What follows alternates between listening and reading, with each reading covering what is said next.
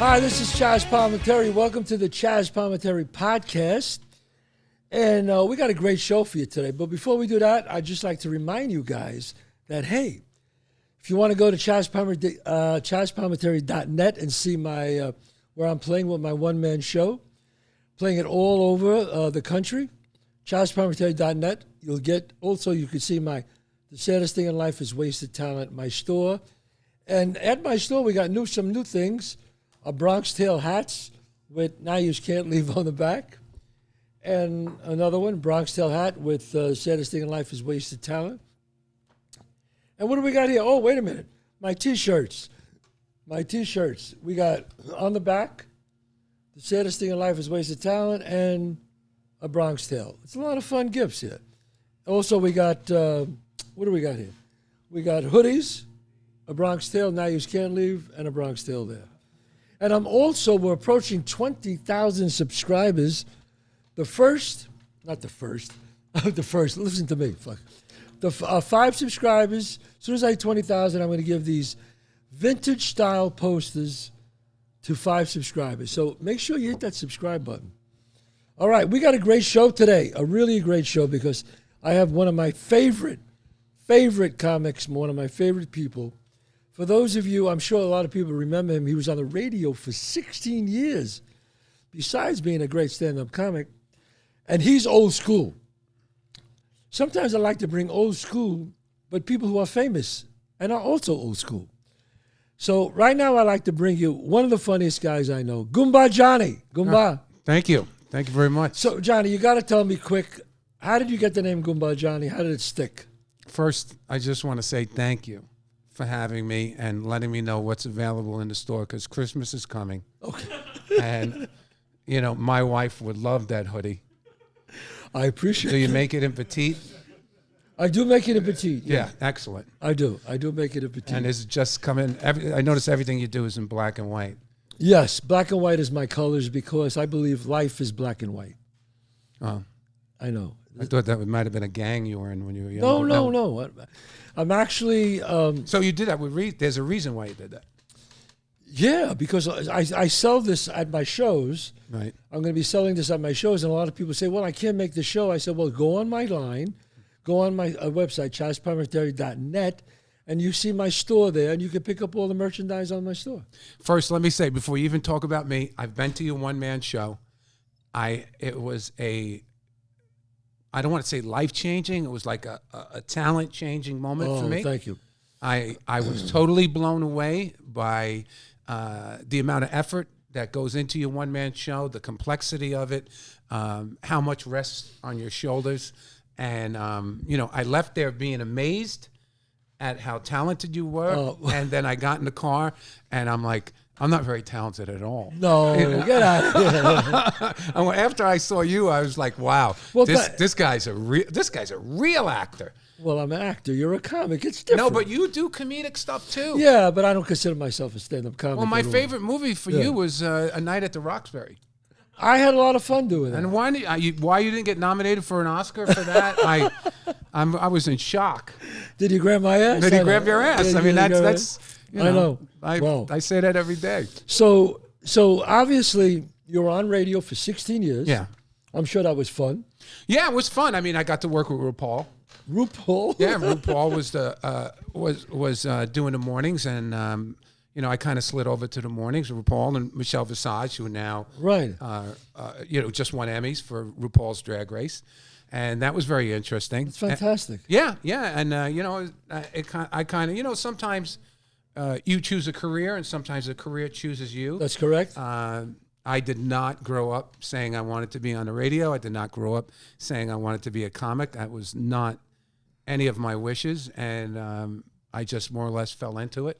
Right. Yeah. Before we get into your career, you managed Scores. I managed a strip club for 8 years in Manhattan. Wow. Yeah. You hear that, folks? Managed a strip club for 8 years. Right. Thank you for bringing that up. Wait a minute. I could spend an episode just on that. Well, you probably could. You probably could spend a season on that. A season on that? Yeah. Old school. Goomba Johnny, old school. Well, yeah, it's... Could you give me one of the great stories from the strip club? There's several. The things that stick out for me, I mean, when the club first started, we weren't successful. Right. People know the club as successful, but it didn't start off that way. And then it became extremely successful, and the hottest club in the country, and the celebrity-laden place where people just had to go. You know what I mean, to get your name in the paper. There. Right. And one of the more interesting moments I spent there was John F. Kennedy Jr. came in, and he came in and he spoke to one of my managers. He goes, "I'd like to speak to who's in charge." Right. And he says, they brought him over, and he says, "Look, John," he goes, "my best friend, I have to throw his bachelor party." He goes, "Can you help me out?" I said, "Sure, I can help you out. It's no problem, John." I said, "I was just about to sit down and eat." I said, "Do you want to have something to eat?" So he goes, yeah. So we both sat down. We had cheeseburgers. And he was sitting there. He had a cap backwards, and he had a pair of sunglasses on. Yeah. The most handsome guy in the world. Oh, forget about it. Without a doubt. Yeah. So we talked, and we're going over the things. And I said, "I don't mean to be rude, John, but I said, that's not really very much of a disguise." So, you know what I mean? I know who you are. So he goes, "Well, that's not what it's about, John." He goes, "I wear the glasses and the hat, so I don't have to make eye contact, right? With everybody." He goes, "It makes me more comfortable when I'm in the room." He goes, "Pretty much everybody knows who I am." So I called one of my managers over, and I said, "Can you get me 3 girls?" He goes, "Which ones?" I said, "Any 3. So, okay, and the 3 girls line up, and he's sitting there. And I said, "Come here." I said, "Do you know who that is?" She goes, "No." I said, "The next girl." I said, "Do you know who that is?" She goes, "No." Next girl, I said, "Do you know who that is?" He goes, "No." And he just burst out laughing. He couldn't stop laughing. So it was like we both started laughing. You know what I mean? So, right. What was that story you told me? You said there was the only guy who ever paid for it was in your.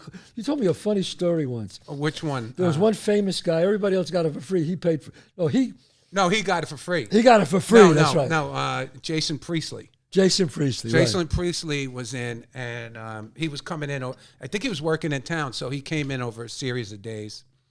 And I came in, and one of my managers grabbed me, and he says, "I got to tell you, something happened last night." So I said, "What are you talking about?" He goes, "Jason Priestley, we caught him in the bathroom having sex with a girl." I said, "Are you kidding me?" I said, "Which girl?" He goes, "It wasn't one of our girls." I said, "What are you talking about?" He goes, "He picked up a customer." He said, "He picked up a customer and screwed her in the bathroom?" I said, he goes, "Yeah." I said, "Is he here?" He goes, "Yeah, he's here. That's why we don't know what to do. We need your." I said, "Where is he?" I walk over. I said, "I want to shake your hand, man." I said, "I've never seen a guy walk into a strip club and screw a customer in my life." Well, so he goes, "I'm not in any trouble." I said, "Trouble? I want to buy you a drink." Well, now, John, you're a comic and you travel all over the country. You have any are the cities different? The travel things? Yeah, tremendously so. I just got back from Chicago. Right. And it's pretty dangerous. In Chicago? Yeah, the people are beautiful, but it's very dangerous. I mean, I never traveled anywhere where I got home in New York and I got off the plane and I'm like, I feel safe and sound. Holy shit, yeah. Really? Yeah. You know what the difference between New York and Chicago is? What's that? Well, in New York, in order to get in a restaurant, you have to get the shot. In Chicago, you get shot in the restaurant. It is dangerous there. And people are huge. Huge. I never. Like heavy, big? Yeah, it's corn and beef. It's Midwest. You know what I mean? You walk down the street and you see somebody wearing a hockey jersey that's skin tight. That's rare. That is very a hockey jersey that's skin tight. Yeah, it is. You know, it's really weird out there. What was more dangerous to work in, the strip club or comedy? Oh, the strip club. Are you kidding? What was the craziest story of violence in the strip club? No, I don't even want to go into it. It got that crazy. There were some extreme acts of violence that were associated with that club. Well, thank God you'd rather not discuss right now. It's a rough business. Right. And what's even rougher about the business is that there's no, you don't, there's no, you don't go to an Ivy League school and say, I want to go to your strip club, academy. You know what I mean? There's nowhere where you get to train for something like this. There's no one to teach you. And one of the interesting things I found about the strip club was it was easier to find girls to take off their clothes for $20 than it was a manager that had no bad habits. You know what I mean? It was harder to find managers.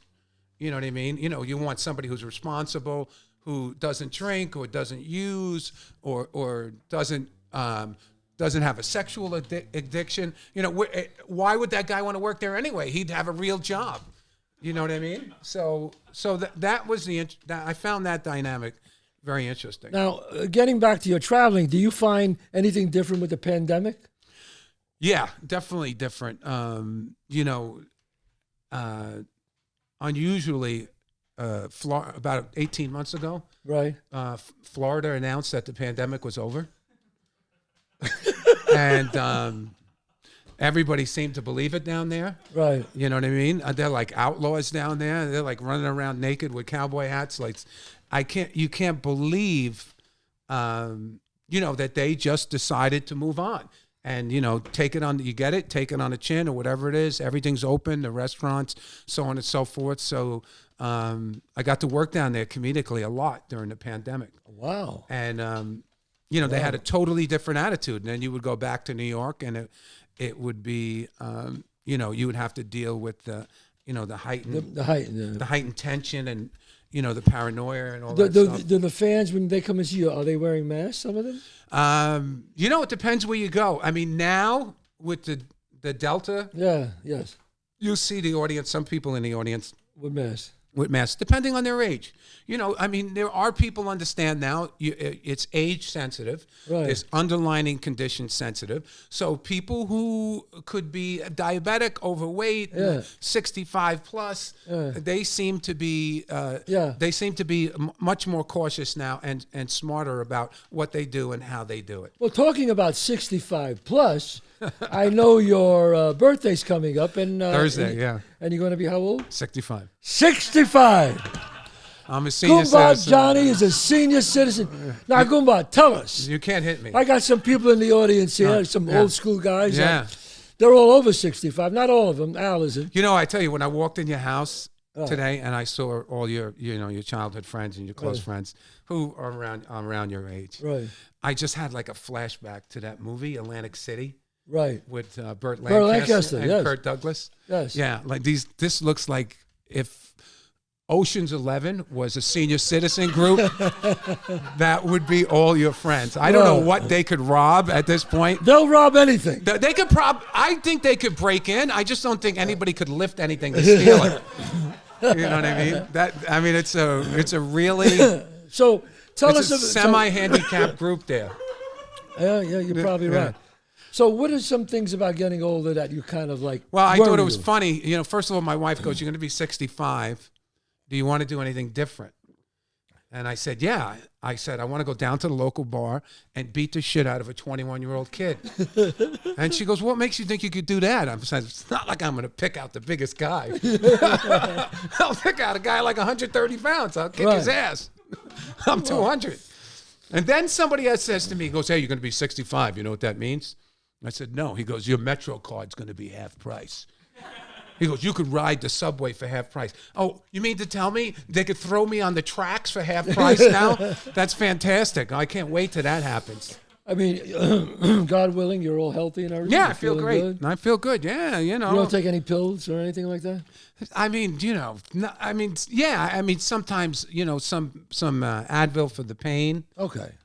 And stuff like that. I take a little trouble with my stomach every now and then. Right. I have. But this day and age, you got to take a pill for everything. Everybody takes a pill. Well, yeah. I mean, hey, look, it's about prescriptions. That's what I say. When I was 40 and I woke up, it was about vitamins.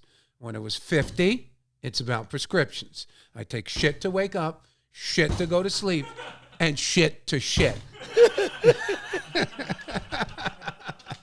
I get a Christmas card from CVS. You do. Yeah. Dear Johnny, we don't want you to die or get better. You're friends at CVS.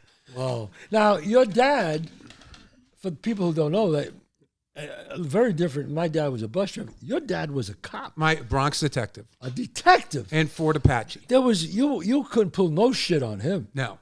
Well, that's the one thing. I remember my father asked me something and I wasn't truthful. And he says to me, I was young, he says to me, "You're lying." I said, "Well, how do you know I'm lying?" He goes, "People lie to me for a living, you asshole. You think some 13-year-old jerk is going to, Yeah. And I was like, oh my God. So my father worked in Fort Apache. He was in youth gang intelligence. He strictly worked with the gangs, Savage Skulls, Black Spades, Wow. all the Nomads, all the remember killer that. gangs during the 70s. I mean, if anybody's seen the movie with Paul Newman, you'll understand that was the era that my father worked. And he would say, "Come and with me to pick up my check." So we would go up to the detective division to pick up his check, and they had 2 holding cells.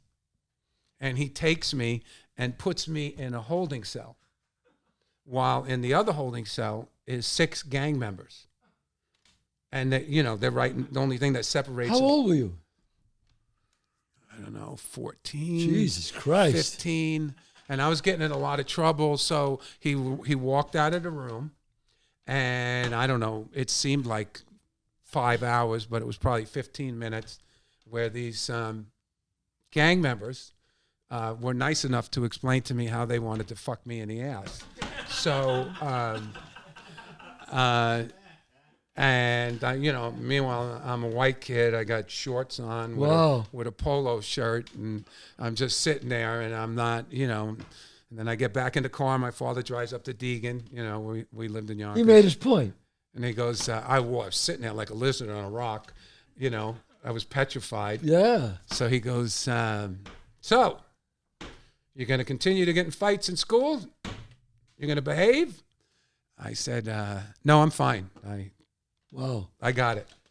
And that was it. Yeah. And then the weird part was, as I grew up and I met other daughters and sons of cops, they had the same experience. Same thing. Not with the gang members, but they all got locked in the holding cell. Wow. Like it was a thing. Like come pick up my check, and I'm like, holy, that's not. Wow. I don't know if Dr. Spock would approve of that. That's not really good parenting for me. Now, the thing that's amazing about you is that people don't know. I know that you go to church every day. I go to church every day. And it's so funny. And people say to me, "Oh, you're religious," and I'm like, "No, I'm not religious. I go to church every day." It's not about church. It's about my relationship with Christ. And the church gives you a million reasons not to go, and I totally understand it. They've been on the wrong side of everything. There's a lot of flaws in the church, and they're very easy to point out. You don't have to agree with everything they do. But it doesn't matter. When I go in there, I want to receive the sacrament every day. Right. And it's about my relationship with Christ. So it was very funny because I was 50 and I got married, and I told my wife, I said, I want to start going back to church. So she goes, "Oh, that's great." So she goes, "You're going to go every Sunday?" I said, "You know what? I want to have some honesty about it." I said, "I'm going to go every Sunday for a year. And if I can go every Sunday for a year without missing, then I'm going to get confession, and then I'm going to receive communion." So I managed. I went every Sunday for a year, and then it was right up into Easter, and then I received confession. I went for confession, and then on Easter, for the first time in a long time, I received communion, and I've been going every day since. Every day since. Yeah, I went to Catholic school. I went to Holy Rosary in the Bronx. Went to Catholic school. Yeah, went to Holy Rosary. Yeah, all Italians. Do you find all Italians? Big Italian neighborhood. Italian neighborhood. I lived in a 4-story walk-up, 16 families. Wow, so did I. 15. Now, do you see any similarities between Italians and Jesus? And Jesus? Yeah, well, I mean, they're right there. They're in the Bible, And I pointed out in my act, yeah. Sure, people don't understand that the Bible is more than what you read. There's a lot of hints in there. Hints. Yeah, there's a lot of hints. You know, there's the missing Hints. hints. Yeah, there was missing clues. Clues. Right. Enlighten me, Goomba. About Jesus's origins. Okay, all right. We were led to believe that he was Jewish. Jesus was Jewish, no? That's what they'd like you to think. Okay, but Okay. his Italian roots are throughout the Bible. Number one, every Sunday he drank wine and wore sandals. That's very Italian, right? It's very Italian, Right. right? He lived did. at home with his mother till he was 30. That's very Right, true. Italian. Him and his father were carpenters in the union, right? That's Right. Italian. That's Italian. He hung out with 12 guys. All his life. Nobody had jobs. Nobody. That's Italian. Doesn't get any more Italian than that. Right? Right? Nobody had jobs. That's what you did. That's right. Look at your friends. They're all here today. All of them. I hung out with 12 guys. None of us yeah. had a job. And when he was born, 3 wise guys brought him presents for no reason at all. I mean, really. I mean, I can go on and on and on. But, it's... Wow. it's funny because my mother was religious, and she always used to I do that joke on my stand-up, and my mother would go, "You're doing Jesus jokes. You got a one-way ticket to hell, mister." And I'm like, "How do you know? Maybe there's a round trip. Maybe I can come right back." She used to get so mad, and because they would. My father was Sicilian. My mother was Polish.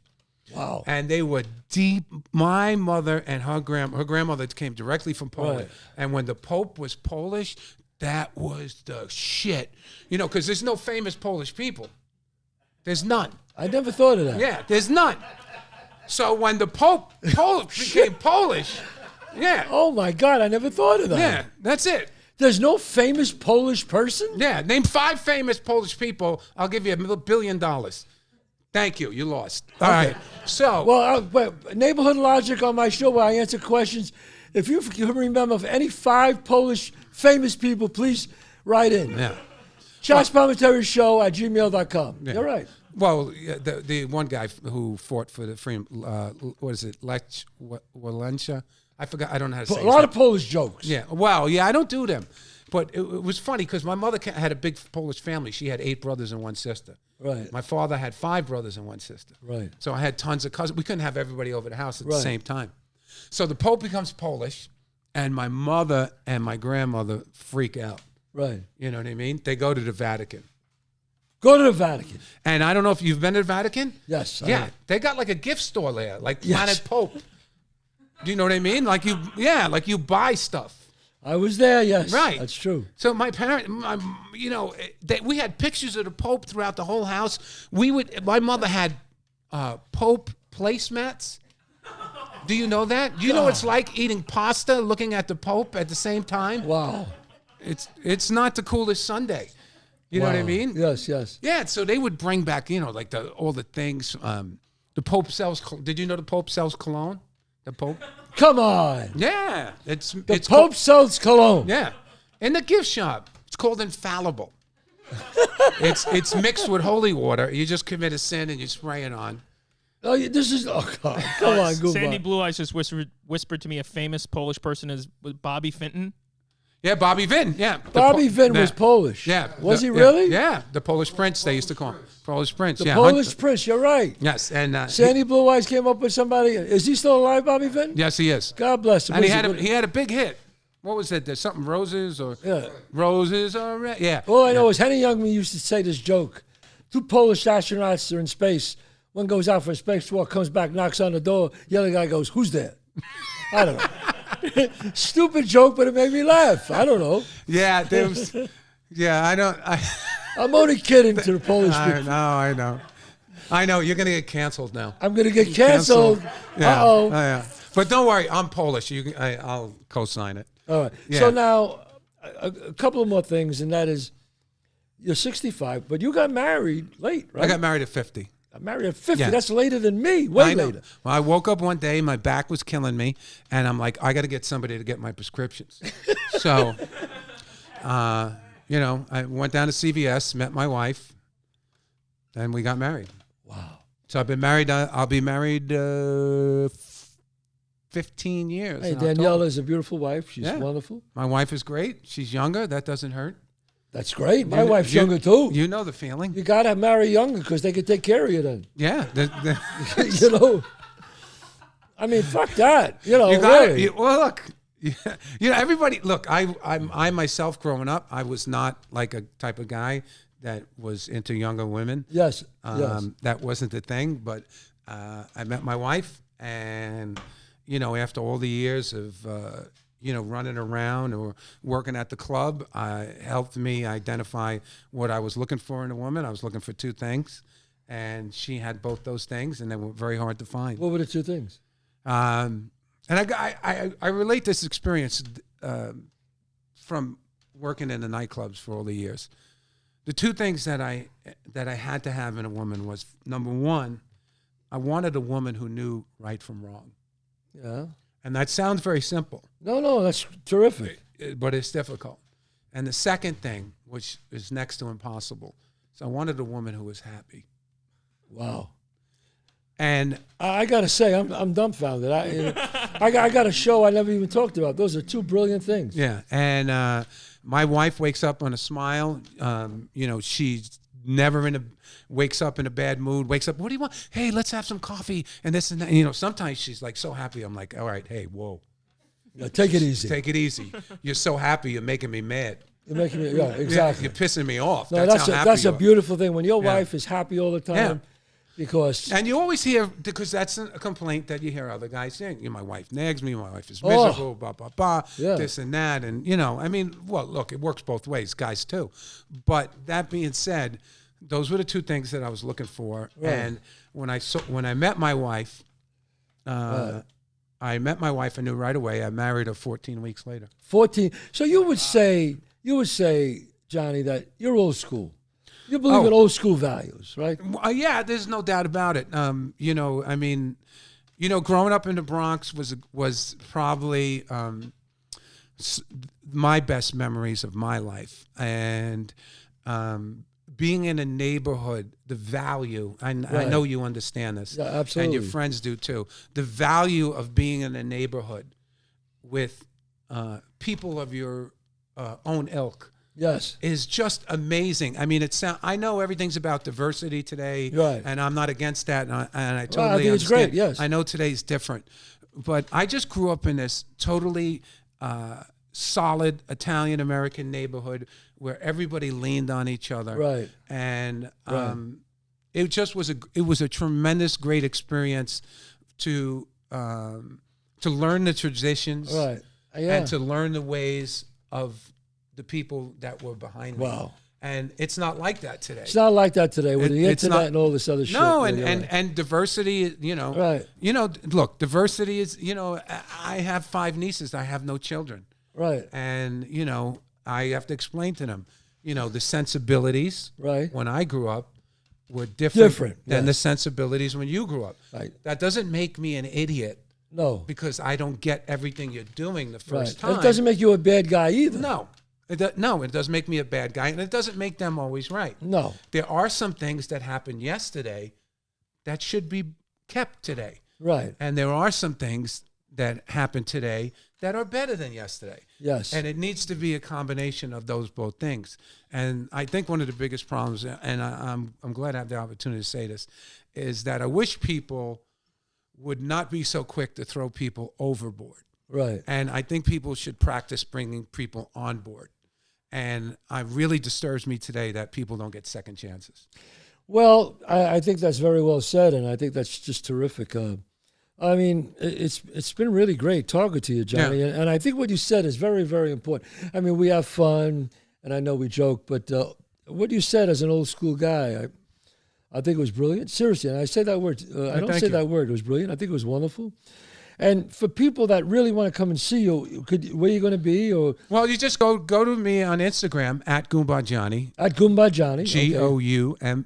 Do you have like a teletype on? Yeah, this yeah, show? we'll put it on. Yeah. Yeah, at Goumba Johnny on Instagram, and Right. and you'll get to see All your dates. all my dates, what I'm doing, you know, who I'm doing it with. Sometimes some pictures of you.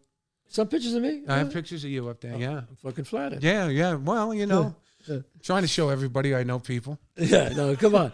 I know Chazz. Well, thanks so much, Johnny, for coming on my show. I appreciate it. No, I'm just. And this, the way I'm it shocked happened- that you invited me. No. Somebody must have canceled. No, nobody canceled. Nobody canceled. No. Look, if somebody canceled, we wouldn't be so behind. No. My wife said, you know what? You got to get Goumba Johnny. Yeah. He's not only old school, he's so funny. And I went, fucking A. I said, call him on the phone. Let's go. Well, So I'm glad you came. And thank you. Thank you It's so great, much. Great to be here. No, it was great. Great. Thank you. Great. And whoever has a black pickup, you're blocking me in. Yeah. All right, I got to go. Okay. And also, don't forget, Chazz Palminteri Podcast. Every Monday at 11 o'clock, there's a new episode. Go to chazzpalminteri.net for my store, for my merchandise, and to see where I'm performing my one-man show, A Bronx Tale. God bless.